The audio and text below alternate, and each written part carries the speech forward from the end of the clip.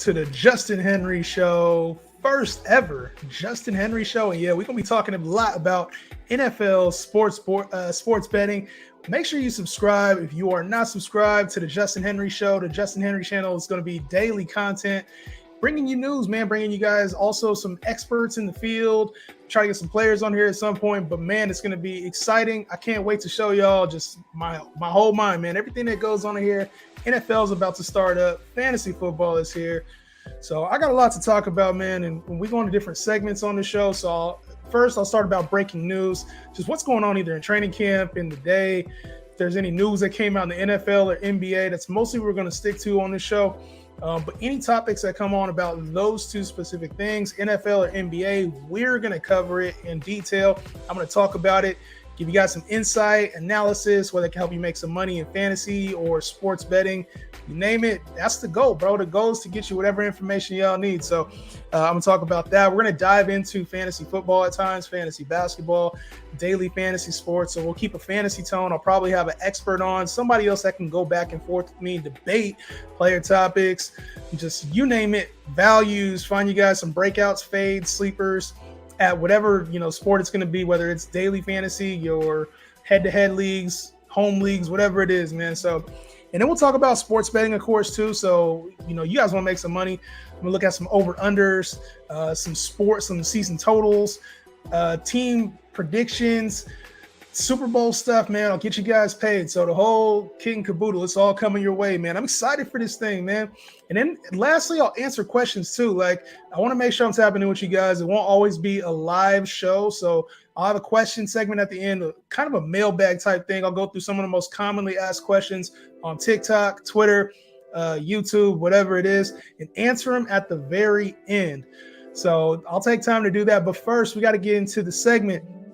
And this one's called This Just In. So this just in, meaning breaking news, any type of news that's come out. And I want to start off with a couple things. Obviously, Diontae Johnson got paid today, 2 years, $27 million. Good contract for Diontae Johnson. Well-deserved, one of the best receivers in the league. Obviously, one of the top 25 receivers. You got to pay him like that. He didn't get that Christian Kirk money, though. He didn't get that Christian Kirk money. I thought he was going to at least get 20 mil. And we saw DK and Terry McLaurin and A.J. Brown and Debo. They all got that 23 million type deal. And so Diontae was probably expecting that. Settled for about 18 mil a year. So I can't be too mad at him. Homie got paid. But when you're thinking about it, man, for fantasy purposes, that tells me a lot. For betting purposes, that tells me a lot. Diontae Johnson isn't that elite wide receiver that everybody wants to give him credit for. Now, he had a hell of a season last year. Bro had a hell of a season last year and had 170 targets, which Ben was just throwing his way. And a lot of that's changing this year, man. I feel like Diontae Johnson's not going to have the same upside that he once carried, the same target share that he once carried. So for fantasy purposes, like a lot of people want to put him in that top 12 conversation. I just don't see it. I don't see it. I know he had past results last year, but with what they got going on right now, Mitch Trubisky, Kenny Pickett, in training camp, they're all trying to battle shit. We even saw Mason Rudolph start to take that leap into the next, potentially in the first team reps. So for me, I'm not buying this whole Diontae Johnson's going to continue to be an elite receiver. I think he was a product of the system last year. And they also went and got, a couple of receivers in the draft, George Pickens, Calvin Austin. So I'm sure Diontae Johnson's happy. He got the bag, didn't have to go to free agency. Can wait and see how this team's looking with Kenny Pickett. I'm sure that he's going to be the quarterback in 2 years. We'll see how he looks with Kenny Pickett. But for now, he got paid. Doesn't have to worry about pending free agency this next year, or if he looks bad this year with the new quarterback. That situation does not matter. He got paid. Happy to see it, man. A lot of wide receivers are getting paid. And then tonight, we got football, baby. We got football, the Hall of Fame game. By the time y'all see this, the game will be over. The Raiders and the Jags. I'm going to go with the Jags on this one. I think they're 2.5-point dogs. I'm going to go with the Jags, though. I feel like you got to take money line in the Hall of Fame game. But it should be fun. We get to see football back. Not a lot of the starters are expected to play in this game, but it will be fun to see just some of the guys, man. They're out there playing. So by the time y'all see this is going to be one of the first episodes that I have. They'll probably already be done, but I got to talk about it because I got to get in mode, man. I'm excited. The Justin Henry Show, man. It's one of a kind. In training camp, man, we've had a lot of training camp news too. So one of the stories I want to talk about is Brandon Aiyuk for the San Francisco 49ers having a hell of a camp. You see the Niners stuff in the back. I am a diehard Niner fan. So when I talk about Niners, man, it might sound passionate. It might sound like I'm a homer, but I try to give you guys the raw from everything, from every angle. It's going to be raw. Like, I'm not going to just sit here and cap for you guys because I feel a certain way about my team. I care more about getting the right information out than being a homer. So for me, I do like what I saw in Brandon Aiyuk this summer, though. Like him and Trey Lance going and getting after it. And we see a lot of connections between wide receivers and quarterback. But to me, this is a new quarterback and a new place for Brandon Aiyuk. Like even last year, he had 800 yards, 5 touchdowns, which is a solid season for a wide receiver too in a run-heavy offense. But Trey Lance, to me, is a new quarterback, and now he's going to have an opportunity with a clean slate. Like Brandon Aiyuk doesn't have to go back to who was Jimmy Garoppolo's favorite. If Lance is looking at Aiyuk was a first-round draft pick. He's got elite talent. So the team is always going to find ways to get Deebo Samuel involved, whether it's the run game, the red zone, getting him involved in the passing game and letting him do his yak thing, yards after catch. So I'm not too worried at all about Deebo Samuel's value, not worried about Brandon Aiyuk value or George Kittle. I think they all get a slight level up with Trey Lance. And at training camp, he's been putting on a show, man. He's been having spectacular catch, highlight catch after highlight catch. Been getting in a couple fights, which you don't want to see. But the defense, Jimmy Ward was saying they tested him right now. And it's so good to see, man. Brandon Aiyuk, I think, can be in for a monster season. So if you got fantasy that you're looking at, bump him up. Right now, he's like wide receiver 38, so that's too low for Brandon Aiyuk. You want to bump him into the high 30s, maybe even low 20s. I'll get into wide receiver rankings here in a little bit about where you should put him. And then when it comes to betting, I think his over-under right now is at 4.5. Only 4.5. So right now, the betting number is at 4.5 TDs. Like that, to me, seems a little low. And he's had 5 touchdowns in both seasons he's played in. So to me, it's right at the number, but the low end. I'd expect in that 4 to 7 type range, with 4 just being he got hurt or just had a really down year. So to me, Brandon Aiyuk is a huge value in drafts. One injury note so far that's really hurt. Tim Patrick will be out for the year. ACL injury, torn ACL injury. And you hate to see that in preseason, man. In training camp, this is going to be a time where there's going to be a lot of injuries. So you just hate to see that type of thing happen. But we have to talk about it and the fantasy ramifications of it, unfortunately. Hopefully he gets back sooner than later next season and doesn't ruin his career at all. But you hate to see guys like that go down. But when it comes to fantasy, like I said, we got to talk about it. And KJ Hamler is next up in line, who's an explosive receiver. He should have a bunch of opportunity in this offense. I don't see him taking Tim Patrick's numbers. Like, I don't see him being a 700 to 800 yard guy with like 4 or 5 touchdowns. But I think he's going to have some big weeks. Or if anything were to happen to Jerry Jeudy or Cortland Sutton, now we have a bigger role for him. So Russ has typically only relied on 2 receivers, whether that's been DK Metcalf and Tyler Lockett, Doug Baldwin. Like, he doesn't really stretch. The third receivers sometimes have big games, but not typically. So for me, I'm not really too worried about KJ Hamler. He's somebody that I will be looking at in super deep leagues, maybe dynasty leagues, but unless there's an injury, I don't really see him being a part of your fantasy team. Now, there's a couple other notes. Greg Dulcich has been looking really good, 3rd round pick out of UCLA for the Denver Broncos. Looks really good in camp right now. Him and Albert O are going to have a battle, and I can see him using Dulcich in some of those 3 wide receiver lineups, kind of using him right there in that slot position. So just somebody to look at deep. Not saying you need to put on your team right now or draft them super high, but at tight end, it is tough to find valuable tight ends. And so if he can carve out a role, Dew is a hell of a receiver at UCLA. So that does it for breaking news. I'm sure there's a bunch of more other stuff as I get this show rolling along that I'll be able to talk about.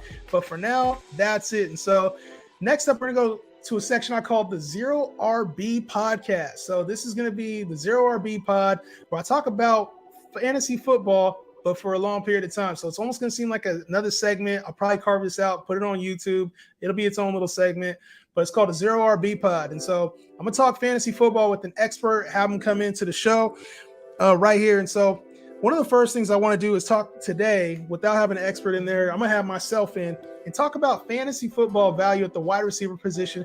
I'm going to rank the wide receivers and explain why. So typically you're able to go through and, check these sheets.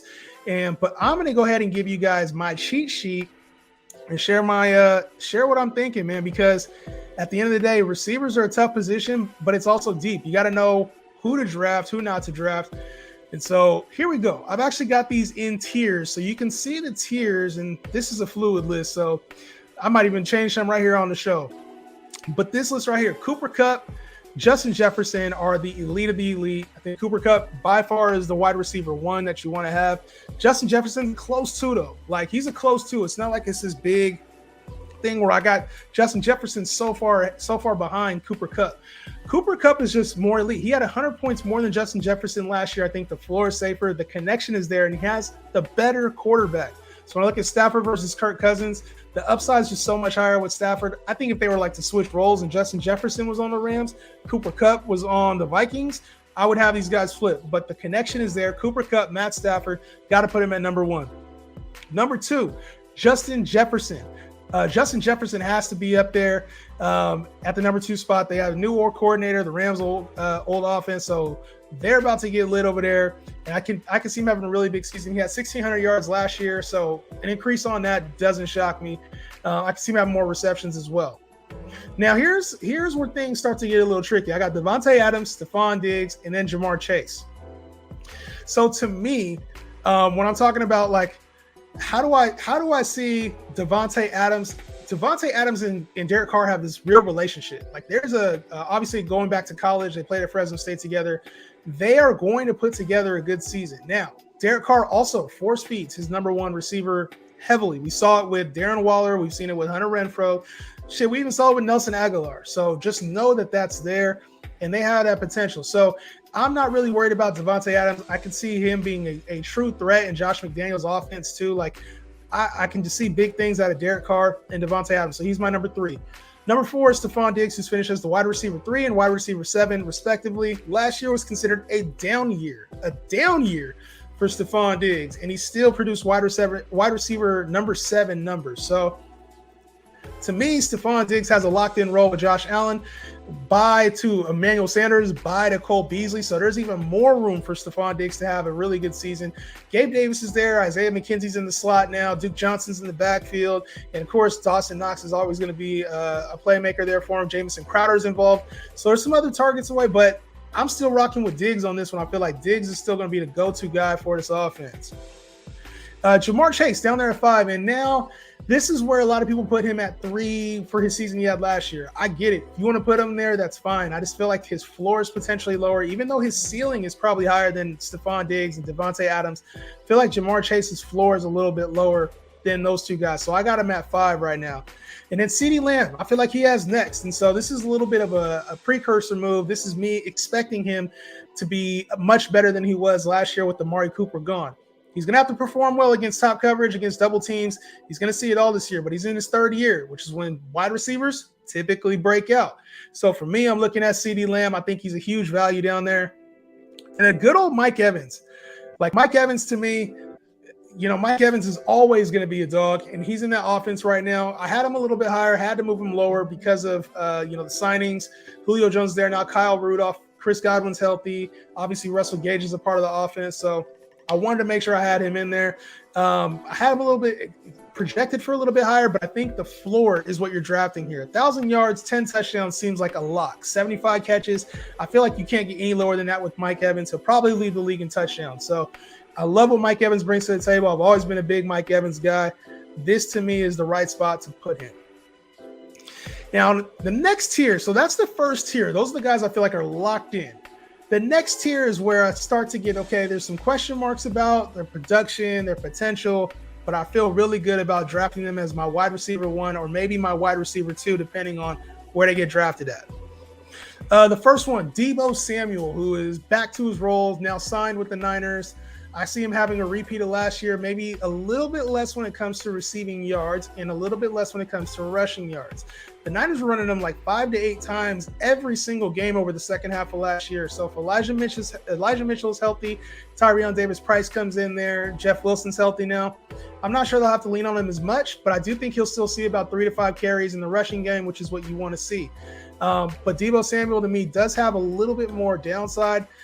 because Brandon Aiyuk should emerge a little bit more this year. George Kittle should be a bigger factor. And I talked about Trey Lance being the quarterback now. So they're still going to get Debo the Rock. He's still going to be highly productive, but he already got the bag. So I'm looking at who's got next. Kittle and Aiyuk also are going to bounce back and have really good seasons. I think Trey Lance feeds him, but he's still a tremendous value right there. The number 2 or 3 wide receiver overall last year, going as the wide receiver 9 or 10 most drafts. So I'll take the value there. Tyreek Hill, very similar, going to a new offense now, and he has all the upside you want to see. In that offense with Mike McDaniel, he's going to be playing much of the same role that Debo does. Now, there's a little bit of a limitation because Tua can't throw the same ball as Pat Mahomes. As much as he wants to say is just as accurate, or they're similar quarterbacks, they're not. He's saying that to hype his QB up, and he's going to be there. Like, at the end of the day, we're going to see Tyreek Hill be among the top 10 wide receivers. That's just what he does. Unless there's an injury, Tyreek Hill is going to he's got the burners. He can make things happen. Even after a 10-yard catch, he can take it to the house for 80 yards. So I'm not moving Tyreek Hill out of that value. I think he's a top 10 wide receiver for sure. Now, when I look at Keenan Allen is starting to get to that range. If I have a few more questions, like, is the age going to catch up? He's been injury prone before the last 2 seasons. He has really been injury prone. Can he stay on the field? So a lot of people are already assuming Mike Williams is going to take the next step. I'm not. I still think Keenan Allen's one of the top receivers in the league. Justin Herbert, he's finally got the QB that can get him the ball consistently. Even though Rivers did, it's different with Herbert. Like, Herbert is just that dude. So I see Keenan Allen having another big year and another top 12 finish. He just doesn't have like that top 5 receiver potential that some of these other receivers do. Like the next guy, A.J. Brown, right? A.J. Brown is going to be a monster this year. A.J. Brown is no matter what, like, maybe he's not the top 5 upside in fantasy, but the top 5 in real life, A.J. Brown is a dog. And so when I look at A.J. Brown, I think he has the potential to have a really good year. And initially, I was thinking, like, there's no way. Like, he's not going to have that good of a season. He's going to Jalen Hurts, he's going to throw 3,500 yards. Like, he's not going to throw for a ton of yards. So I thought it limited A.J. Brown's upside, especially with Devontae Smith there, Dallas Goedert.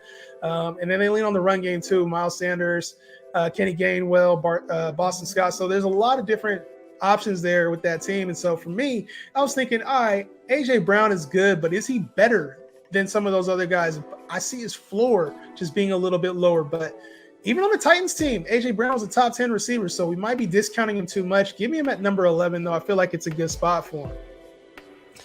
And then T. Higgins. T. Higgins emerged last year, has really been a productive receiver. He, at times, even looks like the number 1 receiver for the Bengals. So I think he's going to have a really good season. He's starting to go a little higher than I'd put him over. Like, I'm not going to put him over guys like Tyreek Hill, Deebo Samuel.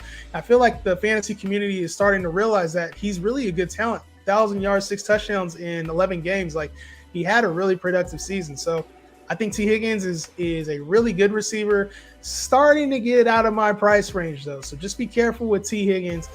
Don't draft him too early. Like, I think back into the second round is probably a little too early, especially if you got guys like Deebo Samuel, Tyreek Hill still on the board. And then DK Metcalf, I'll go through a little bit more here through the second tier, through DK, Michael Pittman, Terry McLaurin, and Deontay Johnson. Just kind of talking through these guys' value because I feel like they all have very good situations, very good talent, but they're missing one of them. They're missing either the volume, they're missing the consistency. So with DK, he's definitely missing the quarterback. Like, DK Metcalf is missing the quarterback when it comes to his value. So I look at DK as, like, you know, you have to be able to execute when there's no quarterback, and he's the kind of receiver that can. Like, we saw him and Geno Smith have a good connection last year, even when Russ was hurt. DK was still putting up numbers. He had a game where he had over 100 yards, had 2 touchdowns, like, with Geno Smith. So I'm not overly concerned about Geno being the quarterback. If it's Drew Lock, there might be a little bit more concern. But even Drew Lock can carry, you know, wide receiver. So I'm not that concerned about DK Metcalf, who just got the bag himself. So when it comes to DK, he can catch bad balls. He can win contested catches. Like, he's going to produce no matter what. So we saw him have 900 yards last year, which was a little bit low for DK. I expect that number to go way up this season, probably more in the 1,100, 1,200 range with about 10 touchdowns. So I like DK's value there. And a lot of people are fading DK because of the quarterback situation. Don't let that scare you. Different quarterback situation for Michael Pittman, though, who I am really excited about. And his value's been creeping up all summer. It's good to see. But Matt Ryan does like to target one specific receiver, just like we talked about with Derek Carr. Michael Pittman is going to be a dog this year, and Matt Ryan is going to find him. So he's winning right now in training camp. You love to see him battling against Stephon Gilmore. Iron sharpens iron is the phrase. So to me, he has a ton of value here going in like the third and fourth rounds of drafts. He could be a top 10 guy. I'm not sure he gets there this year, but if he did, it would not surprise me at all. So Michael Pittman, he had a wide receiver 17 finish last season with Carson Wentz. I think he does way better than that with Matt Ryan, who will get him a better ball, be more consistent, and get him the targets that he needs. And so T.Y. Hilton's gone from the team. They want to reduce Jonathan Taylor's carries and get Nyheim Hines a little bit more involved. I can see the passing game taking a very, very big increase with Matt Ryan. That feels like why they did the deal, to get a little bit more balanced out, get a solid quarterback in there. Give me Michael Pittman all day at that value. Next up is Terry McLaurin, who I think is an elite talent, but now playing with Carson Wentz. And we saw Michael Pittman finish as wide receiver 17 last year. I think that could be a similar finish for Terry McLaurin this season. They also drafted Jahan Dotson. And so to me, he's going to have a little bit more competition for targets. Obviously, Antonio Gibson and J.D. McKissick are factors in the passing game. Logan Thomas should be back healthy this year. So they also drafted Diami Brown last year. But McLaurin got the bag too. So they want to make sure that he's getting featured. I'm sure he wants to make sure he's getting featured. And I can see him having a top 17 season as well, just like Michael Pittman did last year. Very similar results for my guy, Terry McLaurin, Scary Terry. And then lastly, Deontay Johnson is the last one I'll talk about for today here in the second tier. You can see the other tier has a lot more question marks with Chris Godwin, Michael Thomas being elite talent, but just questionables with the injuries. And then some other guys who aren't going to get as consistent targets or maybe have upside, but huge floors as well. So Deontay Johnson to me is that guy. I'm probably going to end up moving him down into this tier, depending on the quarterback situation. If it's Trubisky or if it's Kenny Pickett or if it's Mason Rudolph, like we have no clue what's going on with that quarterback situation in Pittsburgh. So for me, I'm kind of fading those guys right now. Deontay Johnson's a guy I don't want to fade him necessarily because I think he's a good talent, but I am scared of the quarterback situation, and I feel like Chase Claypool, George Pickens can all have a role in this offense as well. So will we see 100 catches from Deontay Johnson? I don't think so. And so without the kind of volume that Ben was giving him last year with 170 targets, it could be a different type of season for Deontay Johnson. So that does it for the Zero RB pod, talking about the top wide receivers. I'll go into more detail about some of these other guys later on, but that's what you're going to get for the receivers right now. Normally I take a quick break here, so as the show goes, I'm sure we'll get some sponsors in here, but I do want to touch on my guys, the Fantasy Gods. If you are not following the Fantasy Gods, make sure you follow the Fantasy Gods on all platforms, TikTok, Twitter, YouTube. That's my sports channel, the fantasy channel, my guys Dan and P. We started that thing, got it to about 30K on TikTok, and we keep on going up. So shout out to the homies, man. Y'all the reasons that I keep doing this shit, bro. Like, I appreciate y'all for real. But I want to get into betting, sports betting, and then shout out to the homie FanDuel as well, the partner FanDuel. Yeah, you know what I'm saying? I'm on the FanDuel team, and so we create content and love the platform. So I do want to talk some betting. This segment is called Straight Up. So we had Zero RB earlier talking fantasy football. This just in. This one's called Straight Up. Straight Up is going to be the betting segment where I talk betting with whatever expert is in here. Today, I just want to go over a few different options when it comes to betting the quarterback position. So first, over under on Jameis Winston is sitting right now at 3,600 yards, and I feel like this is a steal, an absolute steal right now for Jameis Winston's value. I'm taking the over 1,000 times out of 1,000 on this one. Jameis Winston's going to crush this, especially with Michael Thomas back, first round draft pick, Chris Olave in the building, and also Jarvis Landry. And if Kamara doesn't get suspended, this thing's going to get blown out of the water. 3,600 yards is simple for Jameis, who's capable of throwing for 5,000 yards. We've seen it. This total to me is really a lot of disrespect. Go take the over on this total. Next up, Derek Carr over under 4,350 yards. And to me, this seems like a really good number, but I would take the over with Devontae Adams, Hunter Renfrow, and Darren Waller in the building with Josh McDaniels. I could see this number being a lot higher than 4,300. Derek Carr's typically been around this range when he's had weapons. So for me, I am not fading Derek Carr. I'm taking the over on that number. And so when I get to Trey Lance and the rushing totals, this is where it starts to get fun, man. I feel like Trey Lance is going to demolish this number and have similar to what Jalen Hurts did last year. Jalen Hurts is an 8 to 10 touchdown guy. I feel like Trey Lance is an 8 to touchdown guy, just like Josh Allen is an 8 to 10 touchdown guy. And we saw Trey Lance being used a lot in the red zone last year. It was a sneak peek from our guy, Kyle Shanahan. He showed us last year what that's going to look like. It's going to be a lot of action and mobility for Trey Lance. And he's going to take advantage. I'm sure he's going to pop off a long one as well. So 5.5 rushing touchdowns seems a little bit low. Give me the over on that and those numbers.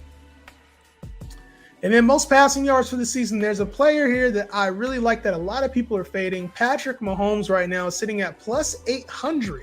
Plus 800 for Patrick Mahomes to win most passing yards. I get Tyreek Hill is gone, but he brought in new weapons, Juju Smith-Schuster, Marquez Valdez-Scantling, Sky Moore. Plus, they already have Mecole Hardman, Travis Kelce. I feel like this number is going to be an easy smash. And yes, I can see him taking over the league and even MVP odds. Like if you're looking at MVP odds, I feel like Mahomes is a huge value there as well. Give me Mahomes passing yards plus 800. Let's get it. So the last segment, that'll do it for the betting today. I'll probably do a little bit more once the show gets running, but that'll do it today. The last segment, I should say, of the show. We'll talk basketball sometimes too. Got a segment. We're gonna, instead of the show, if you were part of the channel before, it was called Just Hoop Talk. We'll have that be a segment now. That show is no longer, at least for now. We might end up bringing it back, talk to Will Thompson about it. Shout out to the homie Will Thompson. Started this sports blogging thing, man. But this one's called Ask Jhin. So Ask Jhin. This is a chance for you to ask questions to me, and I'll answer them. And I got a couple here. It's going to be the most common questions that are asked on Twitter, on my TikTok page. And I'm going to bring them to here or in the chat from yesterday's video. So today there was no video. I'm just going to get some questions that I have from TikTok and Twitter. So one of the questions that came in first was, is Alvin Kamara a fade in a redraft? And I'm not fading Alvin Kamara at all. I think he's a great talent. The only reason you would have faded him is if he would have got the 6-game suspension. But for me, without him getting that 6-game suspension, he's locked in. And I'll show you guys updated ratings for Alvin Kamara very soon. But I am not fading Alvin Kamara this year. Thoughts on Brandon Aiyuk? I touched on a little bit earlier. I think it's time for him to break out. He was the wide receiver 35 last year, being drafted as the wide receiver 38 this year. I could see him being a top 25 guy if everything works out and he stays healthy. So I'm not fading Brandon Aiyuk. I think he's a massive steal, probably one of the best values you can get in fantasy football right now. What do you think about Juju's ADP? Now, when it comes to Juju Smith-Schuster, I think that his ADP is a little low for being Pat Mahomes' #1 guy, but he's also going to be wildly inconsistent this year. I could see MVS having big games, Mecole Hardman having big games. Obviously, Travis Kelce is going to have big games. Sky Moore is going to have big games. So I think for where you get him, it's good value, man. Like, you're going to get good value. But at the same time, you also got to make sure that you're not reaching for him or just projecting him to be the #1, because I think they're all going to have value at some point. I like Mecole Hardman at his value the best, going in like the picks 150, 175 range. Juju's going about a pick 100, so there might be some better value there. Rashaad Penny or Tony Pollard, who are you taking? I'm going to take Tony Pollard in this one. Now, Rashaad Penny has a more locked-in rushing role, but I like the upside with Tony Pollard. They're going to use him in the passing game. We've seen what he can do on limited touches. He had over 100 yards with 8 touches last year. So we know what he can do in the ground game and in the passing game, but the Cowboys are trying to use him more as a featured receiver. And with the Seahawks, Rashaad Penny has Kenneth Walker right behind him, who they just drafted. So I'm looking at Tony Pollard as he has upside if anything were ever to happen to Zeke, or Zeke didn't play well, which I'm kind of reverse tracking on.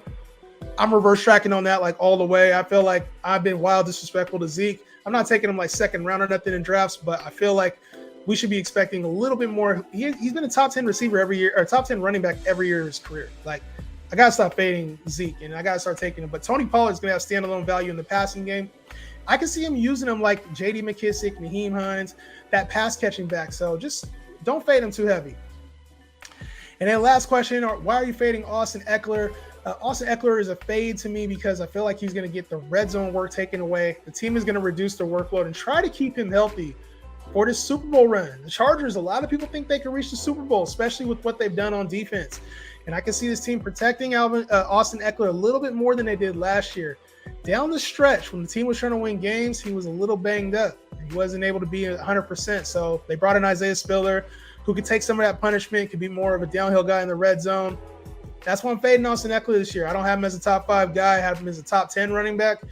But I can see a little bit lesser production, more of what we were expecting him to do last season than what he actually did on the field. So that does it for the first episode of the Justin Henry Show. Yes, this is going to be a daily show. I'm talking football, talking hoop. I didn't even get to hoop today, but short intro episode. Want to make sure I got through it today. And stay tuned. I got some guests coming your way, man.